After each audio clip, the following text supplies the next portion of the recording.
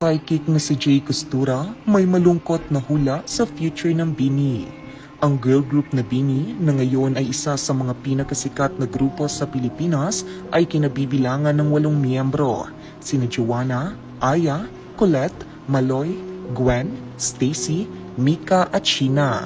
Sila ay kilala sa kanilang mga catchy songs, magagandang performance, at solid na fanbase. Pero sa kabila ng kanilang kasalukuyang tagumpay, isang malungkot na prediksyon ang ibinahagi ng kilalang manghuhula na si Jay Costura na tinaguri ang Asia's Nostradamus. Sa isang panayam sa vlog na OG Diaz Inspires, tinanong si Costura tungkol sa kanyang hula sa hinaharap ng iba't ibang sikat na personalidad at grupo sa showbiz, kabilang na ang BINI. Dito, sinabi niya na sa kabila ng kasikatan ng grupo, maaaring magtagal lamang sila ng 2 hanggang 3 taon bago tuluyang mag-disband. Ayon kay Jay Costura, ang rason ng kanilang posibleng pag-disband ay ang mga salusan at kompetisyon sa pagitan ng mga miyembro. Dahil sa kanilang mabilis na pag-angat sa industriya, maaaring magkaroon ng inggitan sa kung sino ang mas aangat at may potensyal na mag-solo career.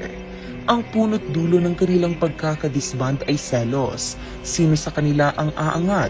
Sino ang may potensyal na maging solo artist? Ani Jay Costura. Dagdag pa niya, sana huwag lumaki ang ulo nila. Pero isa sa mga mangyayari ay salusan kung sino ang aangat sa kanila.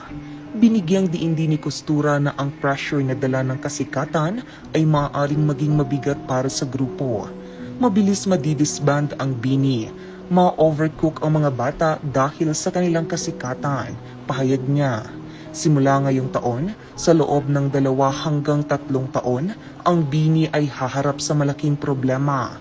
Nakikita ko na gustong ipakita ng bawat isa ang kanilang kakayahan, pero dahil dito, maaaring mag-disband sila agad. Ang mga tagahanga ng BINI na tinatawag na Bloom ay tiyak na nalungkot sa balitang ito. Marami sa kanila ang nagdarasal na sana'y hindi magkatotoo ang hula ni Jay Costura. Ang grupo ay nagsimula pa lamang magpakita ng kanilang tunay na potensyal at marami pa silang kayang ipakita sa industriya ng musika.